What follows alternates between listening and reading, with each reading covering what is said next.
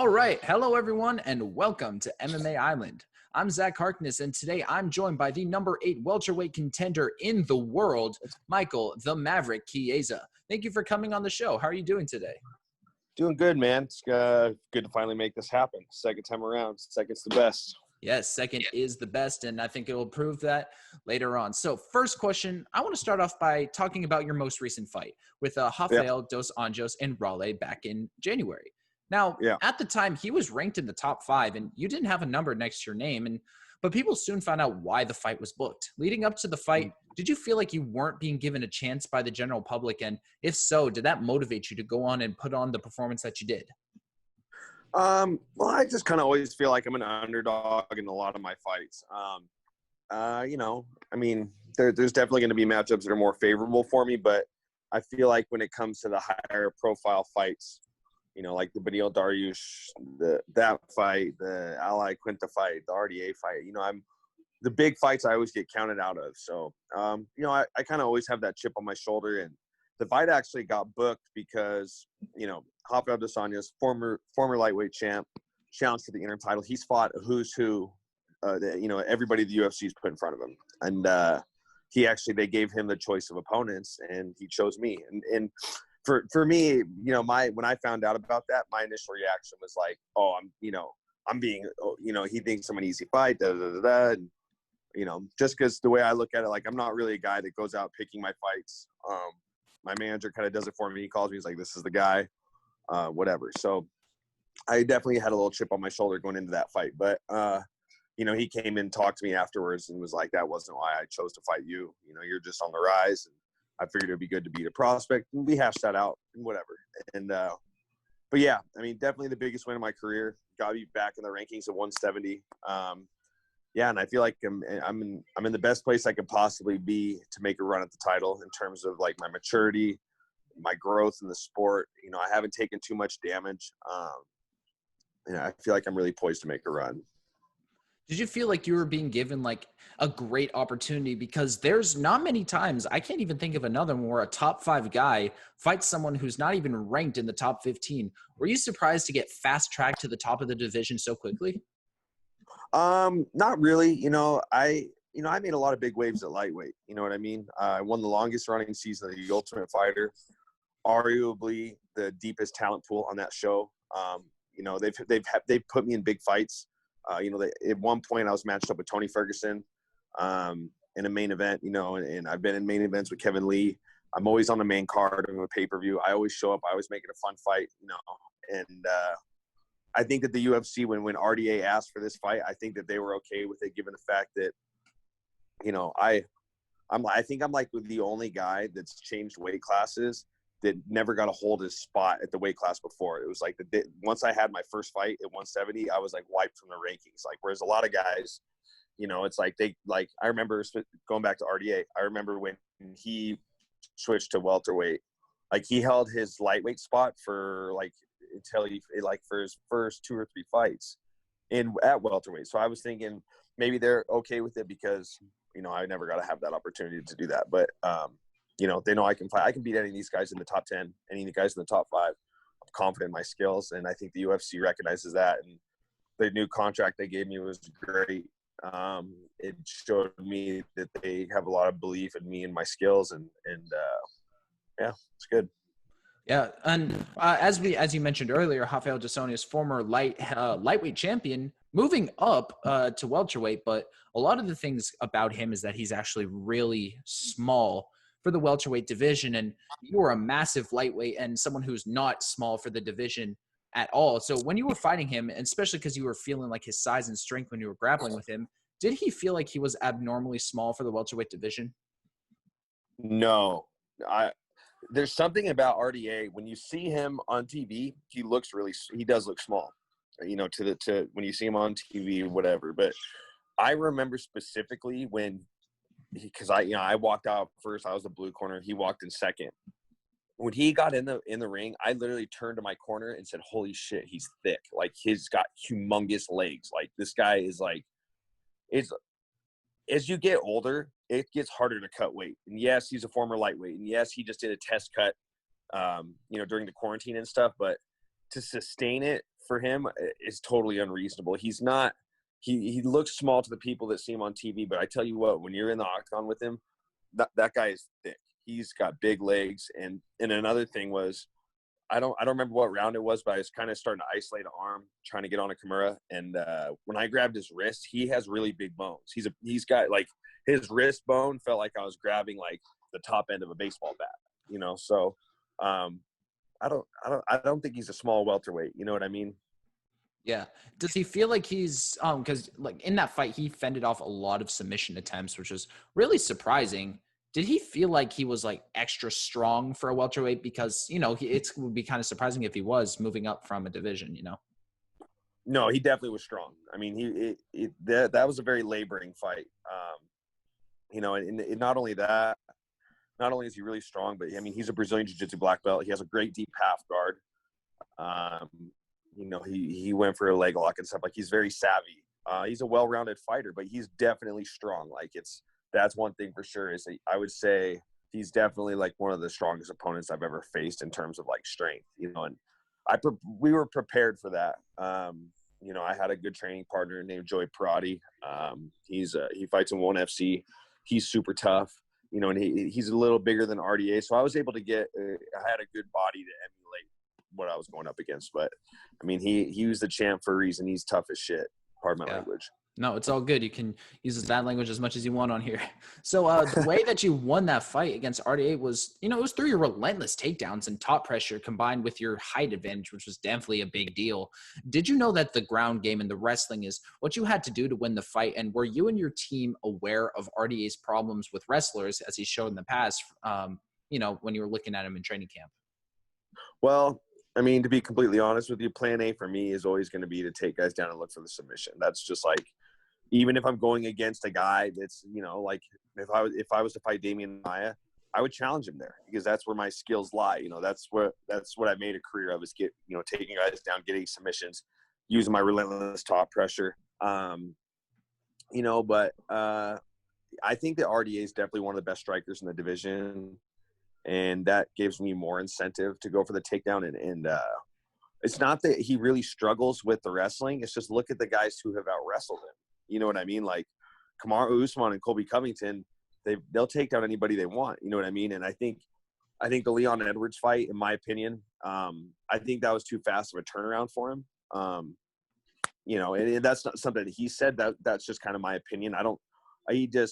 There's such thing as too many fights in a short amount of time. You need your recovery. You need to kind of wean down and build yourself back up and get ready for these fights. So I think the Leon Edwards fight was just, it was a quick turnaround for him. And, either way, it's not that he doesn't struggle with the wrestlers. It's like the guys that have out wrestled him are just good wrestlers. Like, and I'm not trying to like stroke my own ego or anything like that, but, that's kind of my take on it. It's like when he fought at lightweight, who's the only guy that out wrestled him? Khabib Nurmagomedov. It's like, you can't really say a guy's like, oh, he totally struggles with wrestlers. It's like, well, he struggles with the top level wrestlers. You know what I mean? Like, he's a good wrestler in his own right. We've seen him use wrestling and ground guys and top pressure in his fights, himself. So I don't think that he struggles with wrestling. I just think that, he's struggled against the best wrestlers. I think that's the best way you could say it. Yeah, I think that's true because all those guys are just really top level. And when you were deciding to take him down, you mentioned that he was a really good striker. Did you feel like when you were striking with him that you were in any danger at all? Like when hold on real quick, buddy. No, my dog is trying to eat something he shouldn't. My animals interfere with these all the time. It's all good. Yeah, there's a little piece of weed on the ground. I was like, dude, get out of there. Yeah, that's a bad dog, Dad.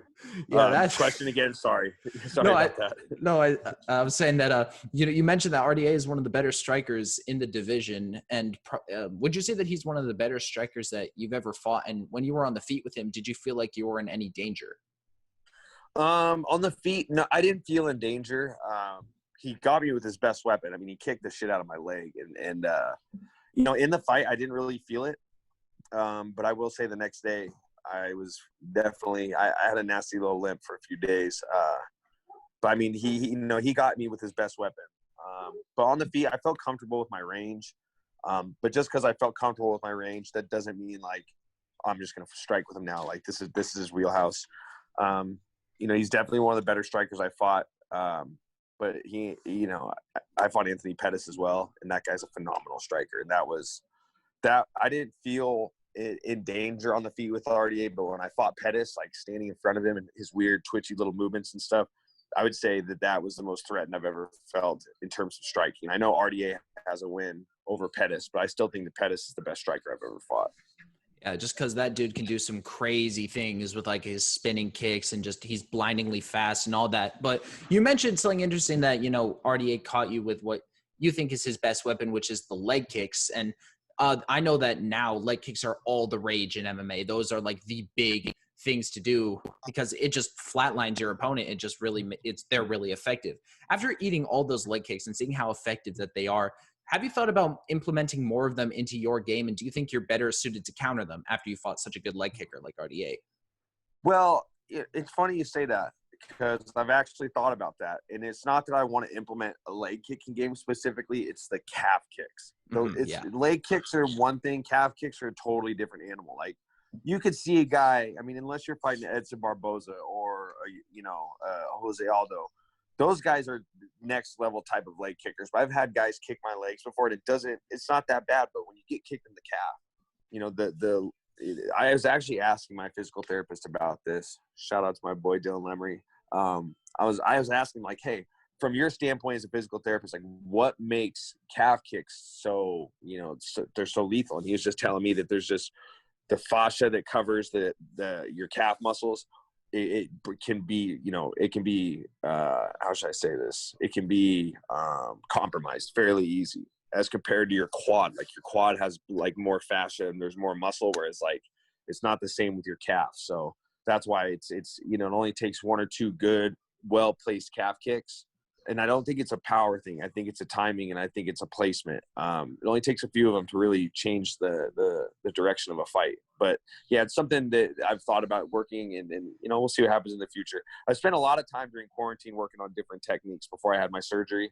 So I'm ready to, before the year's up, I'm really looking to fight and show what I've worked on, and make that splash into the top 5. So many of those techniques I would assume would be striking related, right? Because, you have a lot of the ground game covered, especially looking at the guys above you. I think you have the jiu-jitsu advantage over almost, if not all of them. So do you think those techniques? Yeah, definitely. Yeah, specifically working a lot on striking. Especially not to mention like, during the pandemic, it's like there's a long period of time where nobody was touching anybody. So it was pretty easy for me to work on some striking techniques. And, I was able to get in the boxing gym and get some privates in. I'm not going to name the boxing gym, so I don't want to get in trouble or something. But, right. Yeah. I was able to, I spent a lot of time in the boxing gym working my hands and working on some new stuff. I'm really excited, man. I think that at this point in my career, it's about quality over quantity. You know what I mean? Like I want quality wins, and I put a lot into these camps. There's rarely a time I go into a fight, uninjured. So, I'm really poising myself to make this run. Yeah. Now, and the run seems to be coming soon. You kind of laid out how you wanted it to go after your fight with RDA because you kept your call out short and sweet. You said, Colby Covington, I'll see you in July. But it doesn't seem like that one happened or it even gained that much of Colby's attention. Is that the fight you're interested in, or are you interested in some of the guys that are calling you out, like people like Jeff Neal and like that? Colby Covington is the number one fight I want in the division. He's ranked super high. I think I match up really well with him. I think he'll bring out the best in me. I want the Gilbert Burns fight, but kudos to him. I think the world of Gilbert Burns. I think he's a phenomenal athlete. I think that would be my biggest challenge at 170, and that was another fight that I was kind of starting to lobby for once, once Colby basically just gave me the cold shoulder. He acts like he doesn't know who I am, but he knows who I am. That's a fact. But, just when I come back and I'm healthy, I'll fight anybody. I don't care. Ideally, I'd like to fight ahead of me, but, the Jeff Neals, the Ponzabibios, the Neil Magnies, they can all get it. I don't care. You know what I mean? And I'm not going to – with everything that happened with COVID, And then you couple the fact that I had to have my surgery late. They stopped elective surgeries whenever they, once everything's shut down. So I wasn't able to get in and get this taken care of as soon as I like. So once I'm healed, once I'm cleared, I'm not going to sit around and wait for a matchup. I'm jumping on the first guy I can get. You know what I mean? Like I'm not going to waste time trying to get a higher ranked guy. As long as they're ranked, I don't care. I just got to make sure to beat them in a devastating fashion enough to get me to propel in the rankings. That's my biggest concern. I want a damn title shot. So I don't care who I got to fight to get there, but I just know, once I'm healed and I'm cleared, I don't care who it is. I don't care who's available. As long as they got a number next to their name, they're going to get it, Yeah. So, but until then, it's like, when all these guys are calling me out, it's like, what am I going to say when I know I have to have surgery? Like, cool. Yeah, I'll fight you when I'm healed. Like, you know what I mean? Like, I don't know what to do. So it's just like, I just kind of let these guys run amok and talk shit. It's whatever, man. Yeah, because I could care less. Yeah, I was talking to Jeff Neal, and he said that he tried too many times. I was like, well, he has to have surgery. But the thing with Colby Covington, you know what he does in every single fight. He just tries to like be the clown, the jester, and just piss off all of his opponents. How are you going to prepare to deal with the mental warfare that Colby Covington was going to bring in? I'm just not gonna.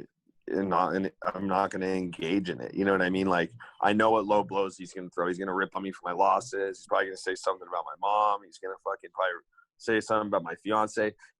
He's the guy that will go he'll keep going lower and lower and lower until he can get under a guy's skin. So I'm going to acknowledge every bad thing he could say to myself and just not even engage. I don't care. I wouldn't even care if we're at a press conference and he's doing it. I'm not even going to engage in it. I don't care.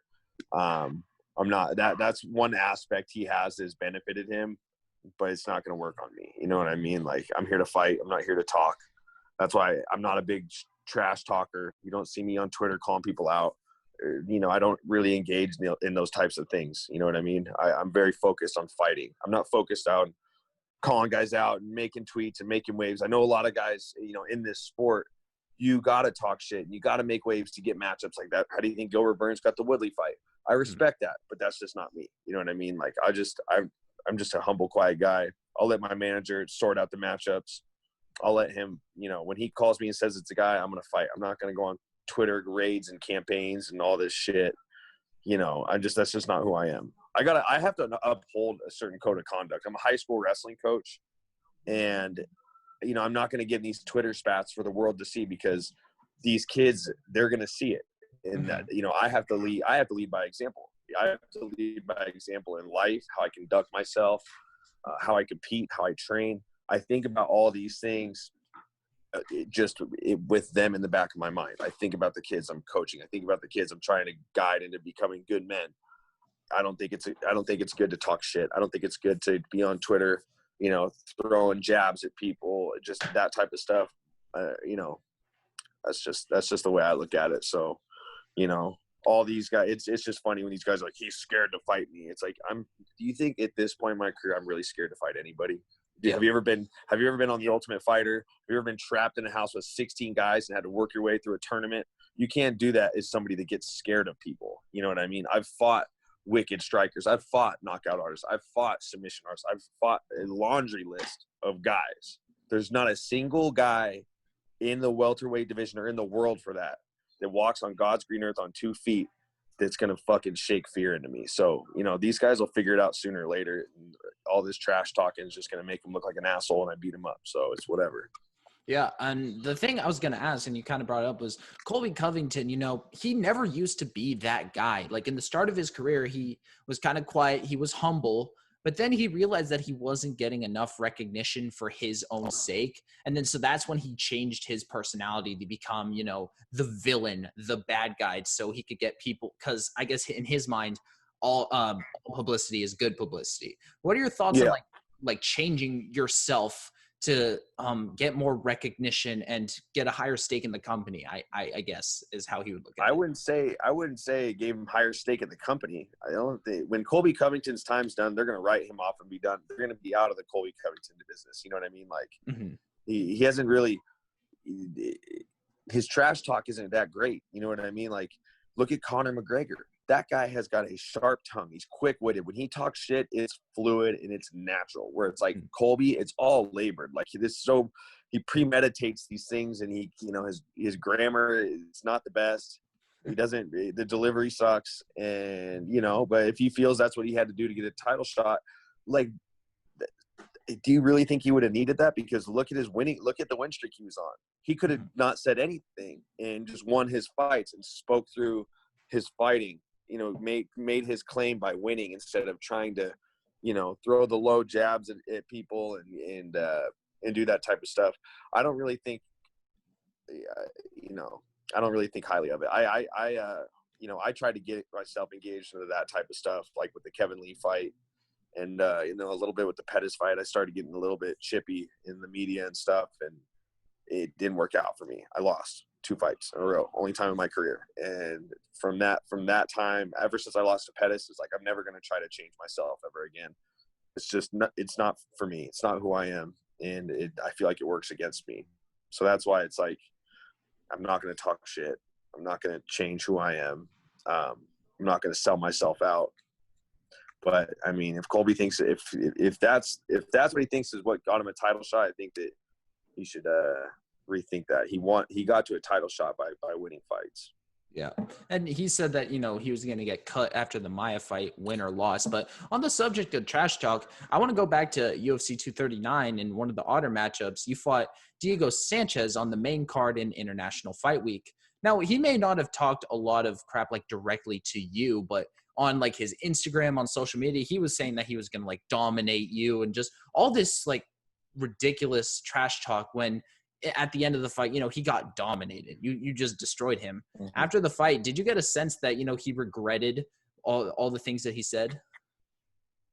I don't know. It's tough to say, but this part of the reason, just that alone, that's why you don't talk shit. It's because it can really come back to bite you in the ass.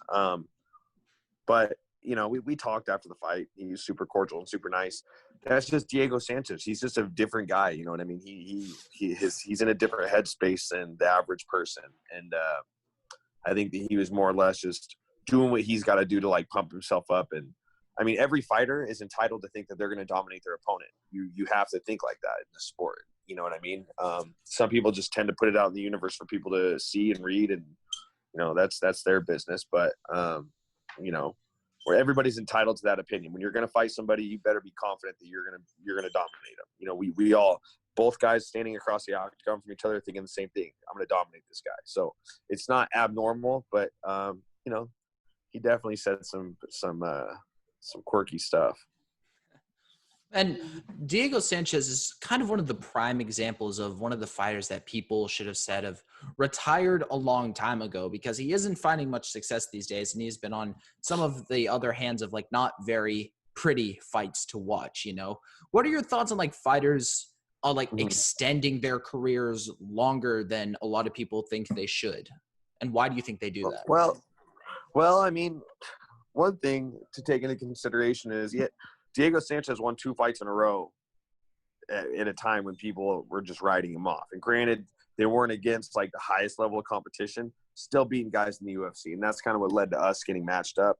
But he's a guy that, maybe he is overstaying his welcome a little bit. I would have liked to see him beat Michelle Pajeda in Rio Rancho and retire. Like, you're at home, you're in Albuquerque. You're in New Mexico, but all the Albuquerque crowd was there. It would have been cool to see him go out that way, but who knows what his next move is. I wish him nothing but the best. Who knows? He's just a guy that's like, we've written him off multiple times and he's bounced back and won fights. So it's really tough to say what's next for him. But I won't be a guy to overstay my welcome. That's a fact. I think that sometimes guys get lucky and can keep competing on borrowed time. You know what I mean? And as long as they're successful, keep it going. But you don't want to overstay your welcome in the sport, because when you start to do that, you're going to lose things you'll never get back. You know what I mean? Mm-hmm. So, that's just my take on it. I was going to mention that, like, when it comes time, like a lot of fighters don't really know, even if they're not having success, they continue on. So for you, it's like, will you know it will be like an age thing, or will it be like a not having success thing for you personally? You know, that's tough to say. You know what I mean? And it's funny because Dana White always says the second a fighter thinks about retiring, he should. They should, yeah. Like, well, I don't necessarily agree with that, because you get to a point in your career where you got to start being like, okay, you know, like I'm 30 now. How many more years do I got? What's the plan? Start laying out the goals, and you got to know that, like, you know, you got to just. It's not that necessarily like. It's not like thinking. I don't think about retiring. It's not like I'm like, oh, I wonder if I should retire my next fight. It's nothing like that. But it's like, you know, I'm planning my exit. You know what I mean? Like I'm setting myself up. You know, like I'm doing things financially and making choices in my life that are all geared towards when the time comes, I hang them up. And I think that a lot of guys, when a lot of guys overstay their welcome, is when they haven't planned accordingly. When they haven't thought about what they're going to do next. They don't have an idea of what they can do. They're not, you know, maybe financially they haven't made the best choices. Who knows? But I'm just not going to be one of those guys to where when the time comes, I want to do it. There will be no reason for me to try to stay in it. You know what I mean? When my time comes to, I'm not going. When my time ends, it's ending in the UFC. I will never fight anywhere else. It's like I would rather retire from the pinnacle of a sport. I'd rather retire fighting the best guys in the world and the best organization in the world than retire. You see that every guy's, you know, I want so many guys retire, and then we find them in the, you know, on the main card on Fight Island, Alexander Gustafsson. Yeah. but you know, when I say I'm done, I'll be done. I'm not going to be a guy that comes bouncing back. Like I'm not going to play that game. I'm not going to do that to my family and my friends. But you know, I'm 32. You know, I feel like I'm in my prime. I know I've talked to a lot of guys. Talked to Mike Pyle about this. I talked to Trevor Prangley about this, and they all said they felt their best at like 35 or 36. So it's like, you know, that's where I want to get to. I want to get to when they say they felt their best and they describe it to me, I'm like, man, I can't wait to feel that. You know what I mean? But what comes right after that is that immediate decline. You know, who knows where I'll be physically. Father time undefeated. Yeah, your Father time's undefeated. So who knows where I'll be physically? Who knows where I'll be in terms of like, will I be a champion then? Like, who knows? There's a lot of variables, but I'm planning for my future, but I'm very, very much focused on the now. Like, I need to get in there. I need to win some more fights. Yeah, and it seems okay. So it seems like you have everything planned out pretty well going, and I'm sure one of those plans involves fighting for the belt. Now, you know yourself and like how long it takes between in between fights for you, and how long you're going to lay off from your surgery. So, timetable down the road, when do you think that you're eventually going to get that title shot? I think by the end of next year. I mean, what sucks is I really believed until things just took a turn for the worst around the world. I truly think that I thought by the end of this year, I would be number one contender. I felt like I'd get a fight in July, win a fight in July, get myself poised for a number one contender match at the end of the year. You know, I signed a new contract before the RDA fight, and there is title language in there. You know, it's already set like, hey, when you fight for the belt, this is what you're going to make, this and this. So it's like, the UFC is, I don't feel like they're grooming me for this, because, you know, they don't really groom anybody, you know, especially somebody that's been in the promotion for this long. But to me, it shows they believe in me. You know what I mean? They believe I can be a champion. You know, if they're giving me, I never had that contract when I was at lightweight. I never had a contract with title language. This is the first one I have. It's like, you're going to make this amount of money when you win the title. You know, I got a huge pay increase after the RDA fight. You know, so I think that I get in there before the end of the year, probably around November, December. You know, my surgery was supposed to be like half an hour, and it turned out to be over 5 hours. And I don't really want to get into it, but, you know, there's definitely some recovery time ahead of me.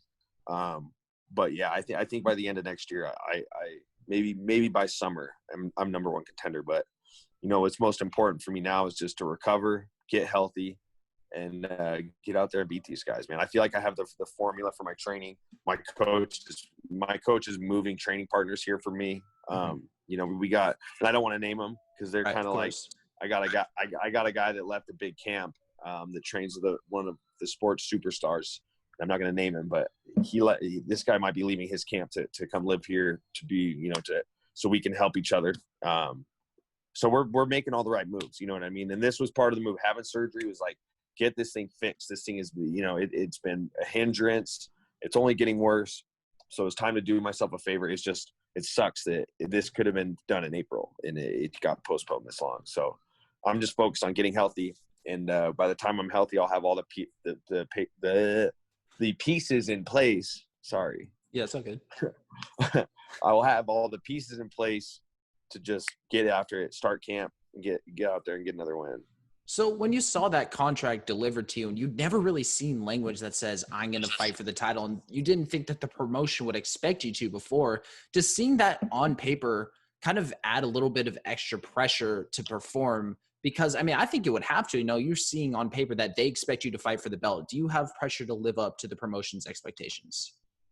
No, there's no pressure put on me. It's more than the pressure I put on myself. I put more pressure on myself than anybody possibly could. So I don't feel they're pressuring me in any way. Though I will say though, the RDA fight, that, you know, speaking on pressure, that was a very stressful situation because I knew, like, if I win, I'm going to get this significantly large pay increase, and I get this contract with the title language. You know what I mean? So it was.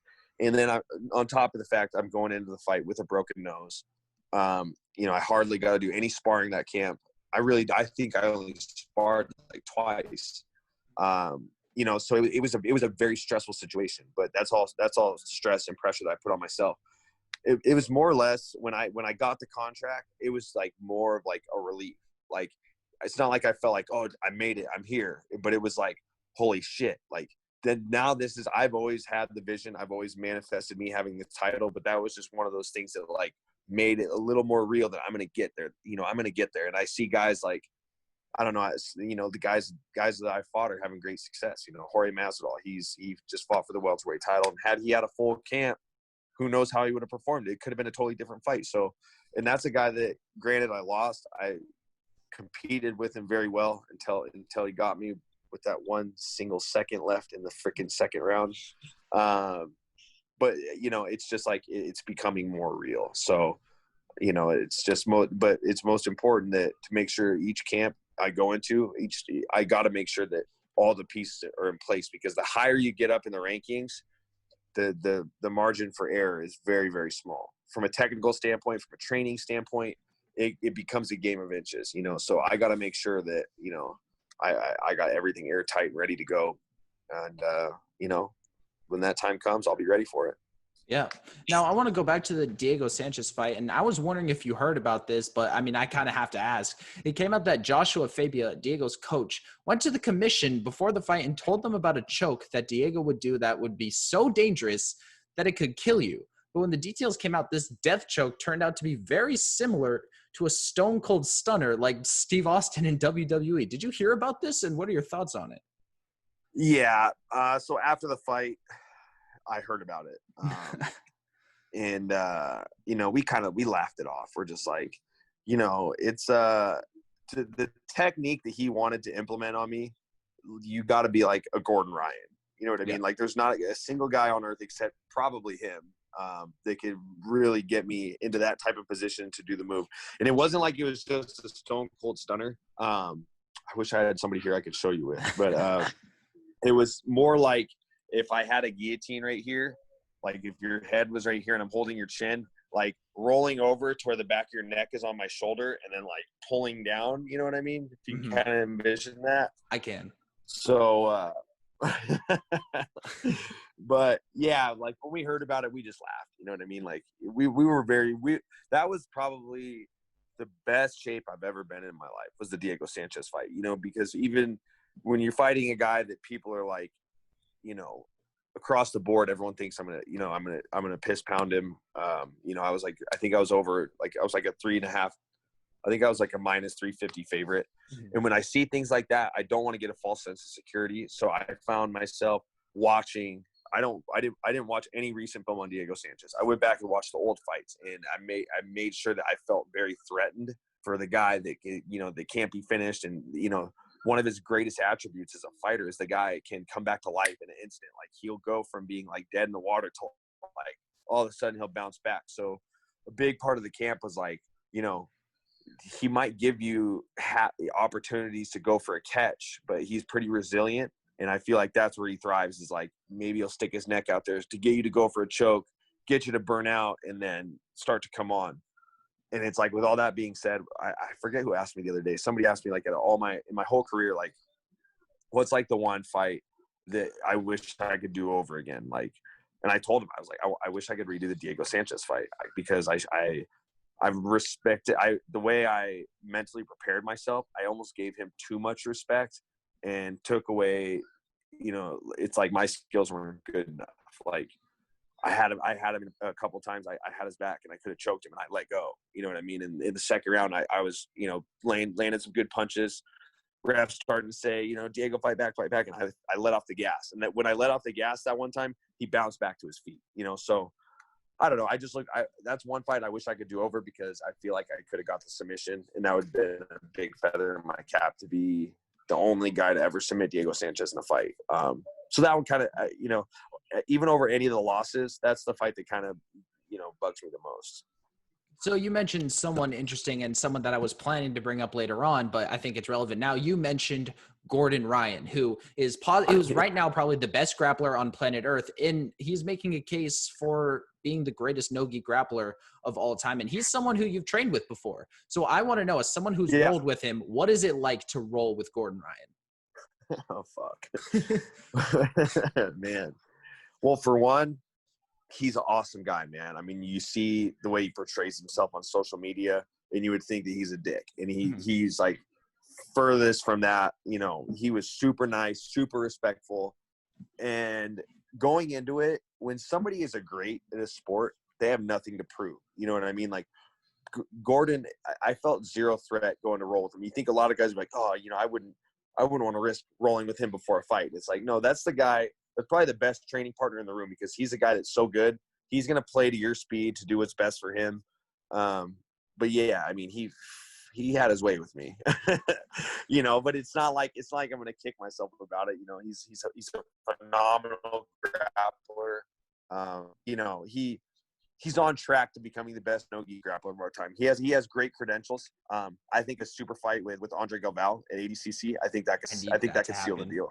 I need that to happen. And for him, I think that would be, that would really stake his claim as the best no-gi grappler. But, that experience, getting to roll with him and getting to pick his brain, it was awesome. And I got to train with him pretty much the whole weekend.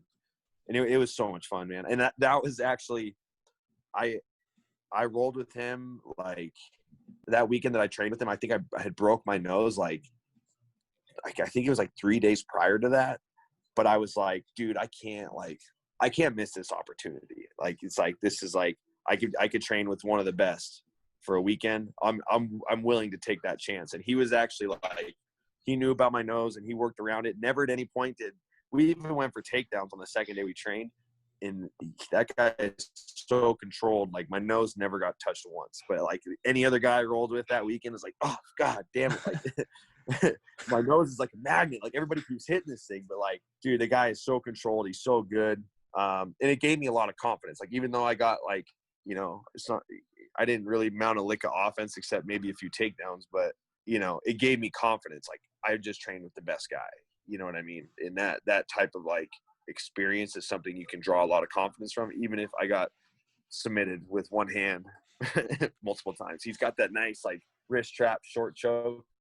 He's really good at that. But I got a lot of confidence from training with him that weekend.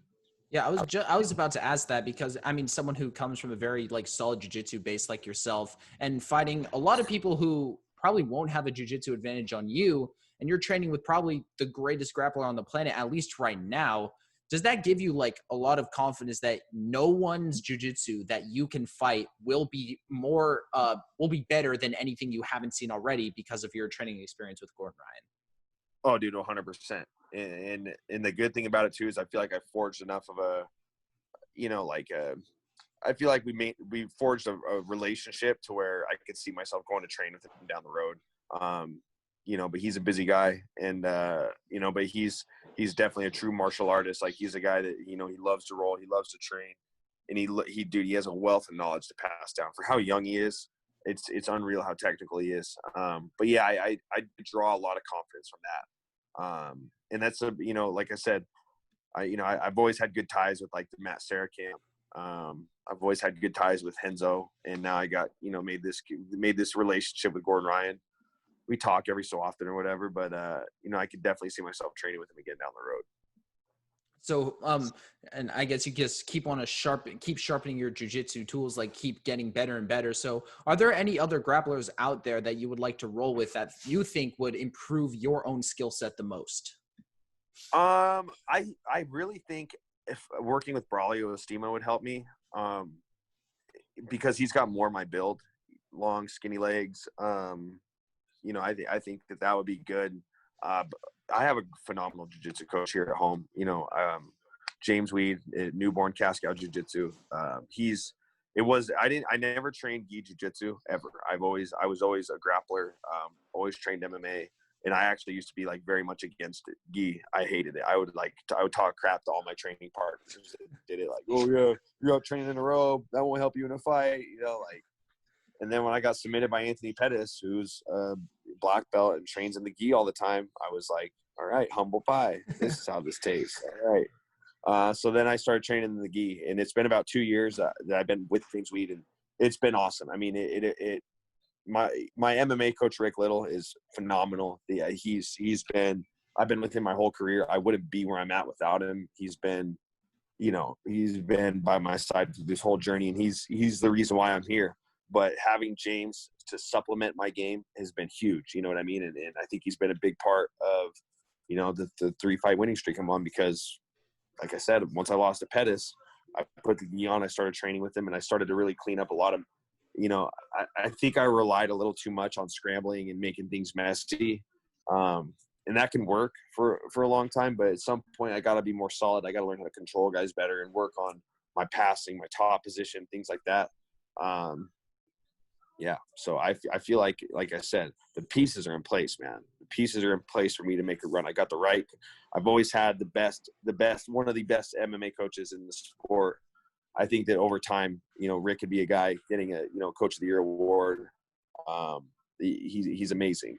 But now that I've implemented, James Weed in training at Cascow Jiu-Jitsu, reconnecting with my boxing coach, Chauncey Wellover, things like that. I'm in getting new training partners out here. I'm poised to make a run, man. So it's going to be good.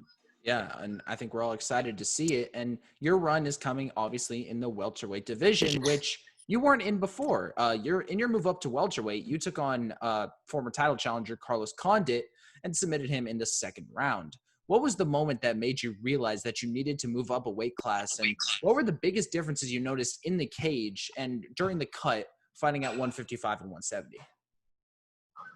Well, it was actually when I was training for Pettis, the second camp, because I did 2 camps for Anthony, just because my fight got canceled with him in Brooklyn.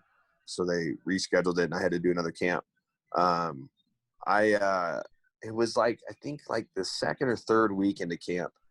I was at the UFC PI. That's where I did my training camp. And I remember I was walking on the turf. There's the weight side, and there's turf on the other side of this wall. And I was just walking, getting warmed up with Bo Sandoval, the strength coach out there. And, he's like, how's your weight? I'm like, yeah, it's all right. You know what I mean? My weight was good, but it's like, still to get into the good range, walking around at 175, 180, when I know I have to cut, it's not the best. And it's a 9-day difference now, I'll tell you that. But I just remember telling Bo, I was like, man, win, lose, or draw, I'm done at this weight class.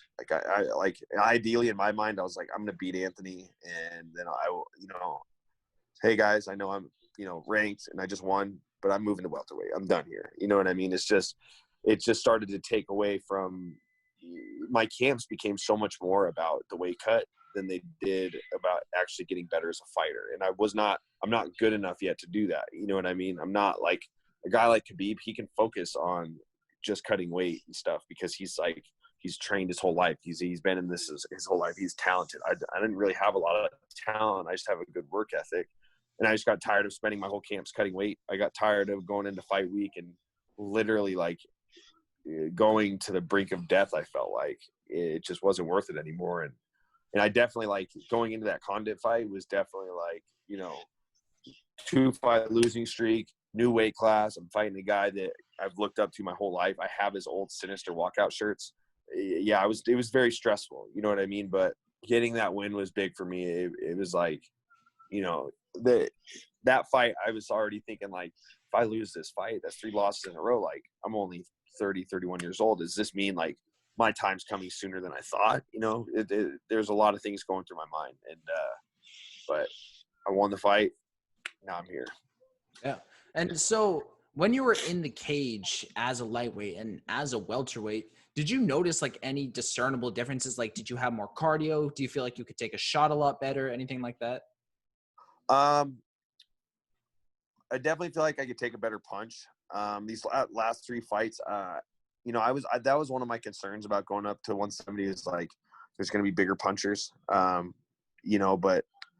I didn't really take into consideration the fact like, well, I won't be depleted. You know what I mean? I'll be bigger. I'll be healthier. But I have noticed in training, getting to be more healthy throughout my camps, I could take a shot better. And it just like when you have that big weight cut, one of the last things to rehydrate is actually your brain. So it's just like, I just remember all the time going out there and really not being able to think too much. And it's not like you want to be thinking during a fight, but your mind and your body got to be in sync. And I really felt like my mind was never, especially those last few fights, my mind was not where it should be. It's just like I wasn't able to make decisions on the fly. It was more like, I'm just going to push the gas pedal to the ground and hope for the best. And when the tank runs out, I'm probably gonna be screwed. You know what I mean? So it's now I can fight like a lot. Like I feel like I can be a little more cerebral when I'm competing. I can make more game time decisions. I can see things coming better instead of having to just kind of like punches come at me and I just kind of be like, oh, just kind of like wince up. Whereas now I'm like, oh, I can move. I know how to circle. I can see things better. It's been good. I will say, when I was going through fight week for the first Anthony Pettis fight, I was on track to have one of the best weight cuts I've ever had in my life. Like I was maybe like 6 pounds over the night before weigh-ins. I've never been that low. Like I would always be like, between 11 and 14 pounds overweight. And I was like, that probably would have been one of my best weight cuts. And maybe if I was able to go through with that fight, maybe I wouldn't be having this conversation. Maybe I'd still be a lightweight, but either way, I'm just glad to be where I'm at, man. It feels good to like, you got to think about this. When you're a striker, you're more focused on being fast, being precise. Speed is the key. You know what I mean? And I feel like if I was primarily a striker, I feel like I could have made that cut easier by not lifting weights, like not lifting weights as much. But for me, it's like, I'm a grappler. My game plan involves a lot of wrestling. It takes a lot of energy. It takes a lot of strength. I need to lift weights. I need to get strong. I need to get bigger. I need to those are the things that are going to make my grappling and my best parts of my fight game. It's going to make them stronger. So it really made no sense. Like I'm being counterproductive here. I'm lifting weights, trying to get stronger, but I'm, turning around and depleting myself. Right. It just made no sense. So it just feels good now. Like I can replenish myself. If I'm super sore, I can eat an extra meal. I can go lift weight. I can push myself. I feel like I'm a better athlete. That's like the best way to say it. Like going up to 170 is like, I can focus on being stronger. I can slang heavy weights. I can eat that extra meal. I can really focus on taking care of my body more. It was the best decision I've ever made in my career. And it's a prestigious title. I mean, The welterweight belt has seen some great champions, you know what I mean? And I really truly believe that I can join that echelon of people that have held the title before me. The Matt Hugheses, the GSPs, Kamaru Usmans, the Tyron Woodleys. I want to join that echelon of guys that have held the title in this prestigious weight class. Yeah, and obviously the most important step into a new division is the first one. So, outside of Carlos Condit, because that's obviously the fight that you took, did they offer you any other names when you were moving up to 170? Nope, that was the guy they offered me, and it was an honor to fight him and compete against him. As a fighter, you always want to you kind of want to get in there with the guys you look up to. It's kind of a weird thing, you know what I mean? I think that's how all athletes are. It's like when Kobe got in the league, he wanted to play against Michael Jordan. When it's like when you grow up watching guys and idolizing them, at some point you want to compete against them. And the way I look at it now is like I've had a couple legacy fights with guys like Carlos and Diego, but I'm ready to move on to the guys that are in my generation and get closer to winning the title. Yeah, and Carlos Condit, he was known, at least in his prime, to be that guy who just never quit, that guy who would just beautiful striking, all of that stuff. Did you expect that kind of fight out of him? And do you think that, I don't know, I wouldn't say you were disappointed, but did you get the fight out of him that you thought that you would have? There's nothing to be disappointed that fight. I submitted him with a one-handed Kimura. I mean, there's nothing to be disappointed there. Right. If somebody was to say I wish I would have got the old Carlos Condit, I truly did not want the old Carlos Condit. I did not want to get spinning elbowed and get my nose put on. I was thinking of the worst things that could possibly happen to me. In the back, I was warming up dude, I kept thinking remember what he did to Thiago Alves? And I'm thinking of all the shitty things, what if I get caught that left hook that he caught Dan Hardy with? Look, I'm all about getting the best guy on fight night, but the best Carlos Condit is one of the most dangerous guys in all of mixed martial arts. I mean, his striking acumen, and he's devastating. He's a finisher. Flying knees, spinning elbows, is super technical. I wanted to go have my fight, and I feel I did. Oh, I lost you. Sorry. It's all good. And I had heard that he had I spent some time training with Mike Valley and some of his guys. And he's like, dude, I'm hearing some rumors out of the Jackson camp that Carlos Condit is back 100%.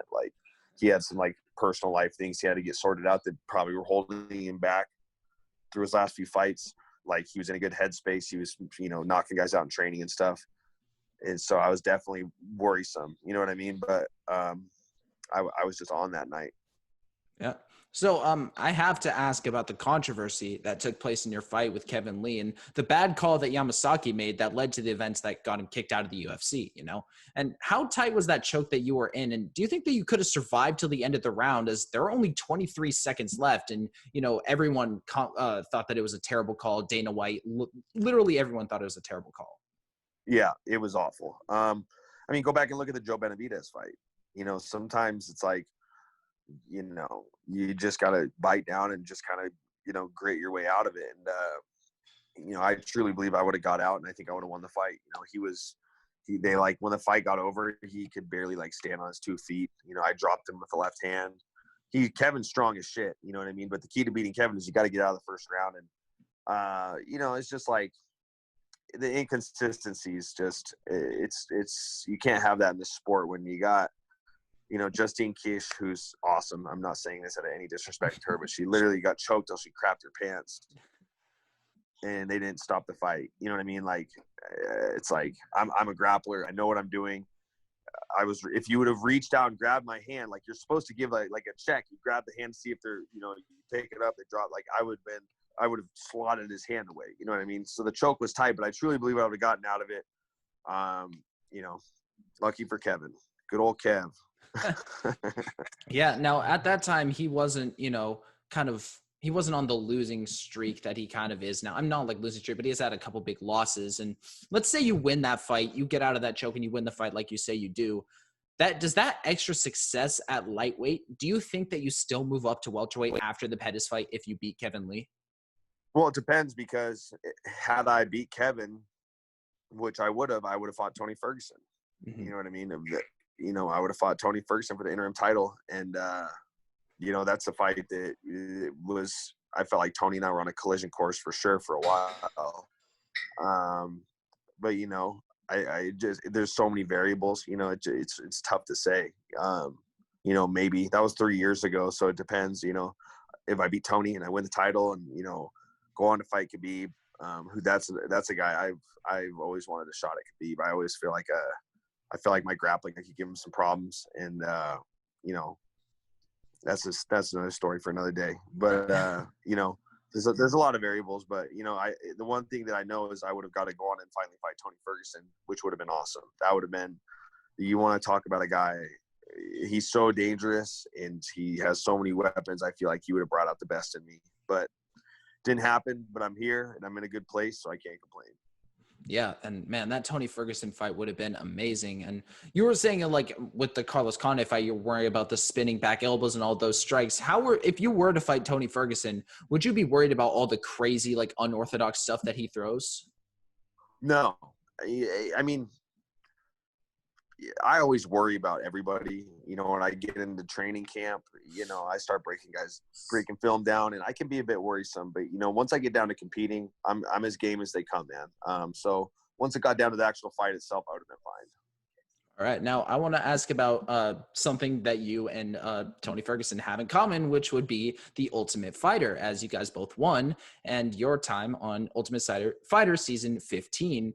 When you walked into the set and you saw the other competitors for the first time, and, you know, after seeing them early in their training, which ones stood out as the ones that you think would give you the most competition?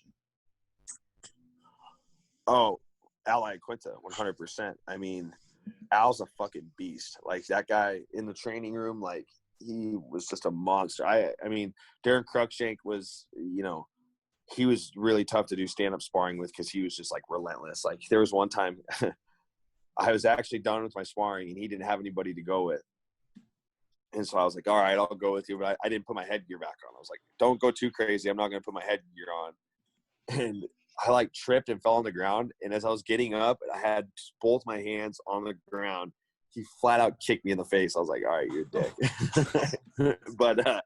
but you know, Al was the guy that if you actually go back, if you were to get the Ultimate Fighter live DVD set and go to, like, the bonus disc, it'll show this one specific day when I was training with Al, where he was kicking my ass so bad on the feet that I turned my back to him and was like yelling at the coaches, like, I can't do anything. And it was from that day going forward that I was like, I want to train with Al every single round I possibly can, because I felt like he was pushing me. Al's a phenomenal, he's a good grappler. He's got a phenomenal overall game. He can wrestle, he can grapple, he can strike, he can put it all together. And, you know, he's hungry. He's just, when he shows up to practice, he's there to work hard. So from that day going forward, I was like, I need to train with this guy as much as I possibly can, because it's only going to make me better. And he did, you know what I mean? And ultimately led to us fighting in the finals, and win, lose, or draw. Him and I forged a good friendship, and, you know, I think the world of him. I actually, you know, when I went to the Philly fights last year, I went and visited him and his family, went and said hi. You know, Al, me and Al will have we went through something that forged us a solid friendship. And, you know, he's the guy that throughout the process of the Ultimate Fighter, he made me better. Yeah, and it certainly seems like he did make you better. When you saw him and you saw his training, did you know that you would be you and him in the finals? Yeah, it's funny you asked that. It was after they announced the quarterfinals, which I think was the same day he beat me up in the gym. Yeah, I think that was that day. We had this conversation back at the Tough House, him and I, and we started talking about, like, you know, he was saying what he thinks I should do with Justin Lawrence. He's like, you know, use your uppercut, talking about all this stuff, and then we start talking about, you know, who we think he could get matched up with. And I don't know how it came up, but we just had this conversation where we're like, dude, let's beat everybody. Let's train hard together. Let's work together. And then let's fight in the finals, me and you. Like, we had a conversation about it, you know? So, and granted, that conversation happened, you know, like halfway into the season. So it's not like we're, like, talking about this a week before, you know. It's something we built ourselves up to. It's like almost like a little bit of a manifestation thing. Like, we talked about this. Let's win our fights. Let's fight in the finals. And, you know, we made it happen, and it was something special. The win isn't what's special to me. It's the fact that I got to go in there and compete against him. I'd feel the same way if he beat me. You know what I mean? just because, like I said, throughout that whole process, after that conversation, through our training and everything, like we forged a good friendship. And if there's anybody I wanted to lose that moment to, that if I had to pick one guy to lose that moment to, it would have been him. You know what I mean? Yeah. Well, I think that unfortunately that's all the questions I have for today. I really want to thank you for taking this time out of the day for coming on the show. Is there anything you'd like to say to the people out there? Yeah. Tune in when I bounce back. You know what I mean? I'm going to come back a different animal. I'm excited to compete again. Just got to get healthy, get myself recovered. And shout out to my grumpy ass manager, Daniel Rubenstein. He's a grump. He's such a when he's like, when do you want to reschedule this interview? Because from us today, when we're like, we got to reschedule this. Yeah. I'm like, all I sent back to him is, I don't care. Like, I was just going to let him pick. And he's just like, you're the hardest fucking person to deal with. Like, started ranting on me. He started spelling a bunch of stuff wrong. So I was like correcting you with asterisks. And now he's ignoring me. So shout out to my grumpy ass manager, who's still the best manager in the game, Daniel Rubenstein. Shout out to my fiance, Kelsey Berger. Shout out to my mom, Teresa Chiesa. Shout out to the fans. Check me out on Mike Nav 22. Peace. Again, I would like to thank Michael the Maverick Chiesa for joining me today. And I would like to thank you, the viewer, for watching this interview. I've been Zach Harkness with MMA Island, and I'll see you all in the next one.